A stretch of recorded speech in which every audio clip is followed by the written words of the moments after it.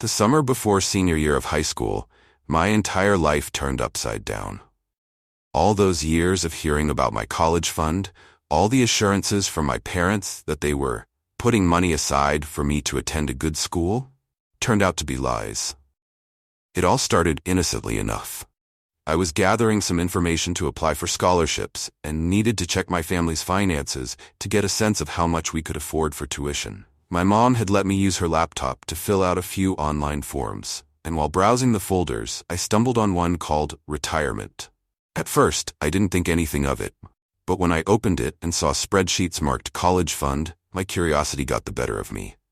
What I saw didn't make sense. Every transaction, every plan for that fund, was categorized under retirement savings. My stomach dropped. They were saving my college fund for their own future, for cruises and trips, for a big house on a lake someday. I felt sick. All the times I'd stressed about grades, spent hours studying for AP exams, given up weekends to do volunteer work for college applications, all while they had this fund sitting there, telling me it was for me. All that work so I wouldn't have to struggle with student loans like so many others. And it was a lie. I closed the folder and went to bed that night, seething, hardly able to sleep. By morning, I knew I had to confront them. I waited until breakfast, hoping to keep my cool, but I was practically shaking as I sat down across from them. "Hey, I have a question," I started. They looked up at me from their coffee, surprised. "So I found some files on your laptop, Mom, the ones labeled Retirement." They both froze. Dad put his mug down, eyebrows knitting together. "What were you doing looking through those?" he asked, voice tight. "I wasn't looking through them," I replied, keeping my tone steady. "I was checking out some of our finances for college applications. And, I found out what you're actually doing with my college fund." My mom's face went pale. "Look, honey, you have to understand." "What exactly am I supposed to understand?" I interrupted, voice rising. "That you lied to me? That you made me believe I had a college fund, only to find out it's all for your retirement?" Dad sighed, clearly frustrated. "It's not that simple, kiddo. We're thinking about our future, too. You'll be fine. There are scholarships, loans. People pay their way through college all the time." "Oh, so I should just be fine with going into debt while you get to retire early and live comfortably?" I snapped. "After everything I've done to prepare for college, after all your lectures about hard work and success?" Mom reached out, trying to calm me. "Sweetheart, it's not that we don't care about you. We just have to plan for ourselves, too. We can't work forever, you know."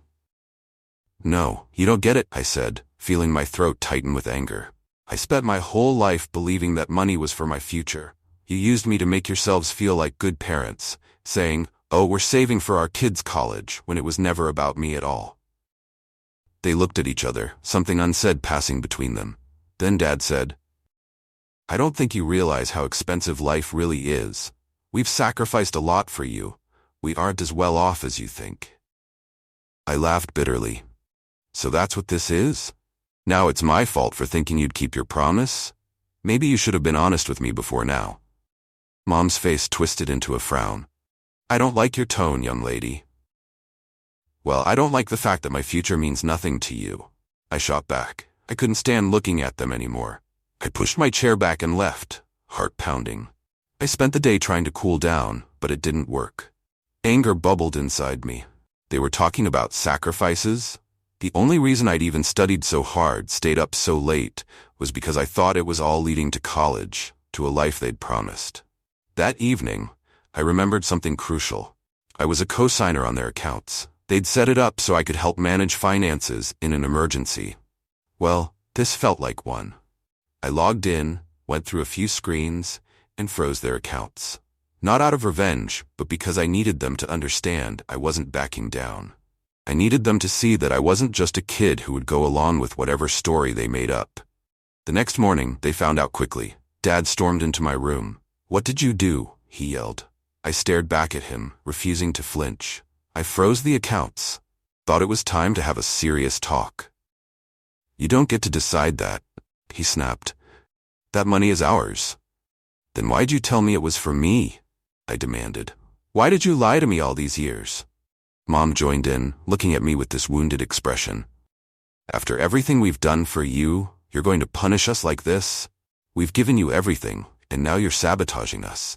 Everything? I laughed, shaking my head. You've given me a pile of broken promises.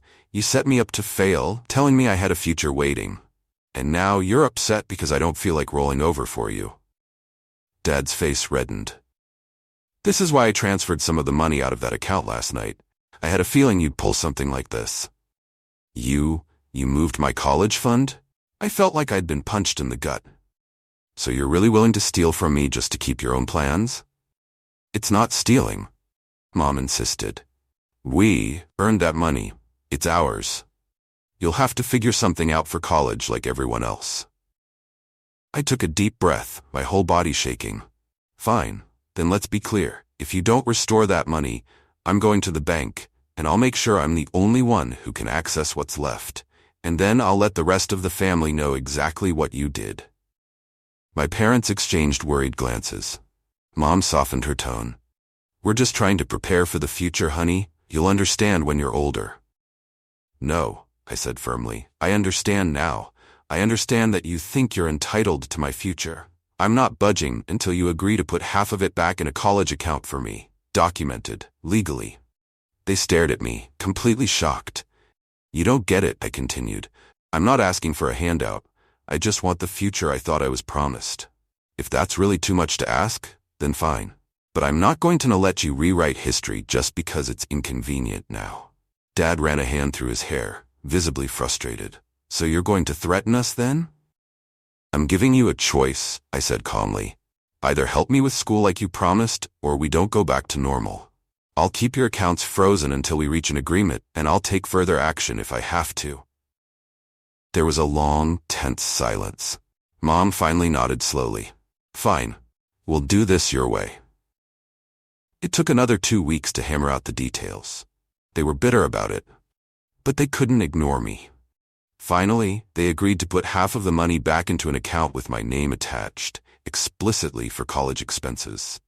We even had it signed and documented, so they couldn't back out.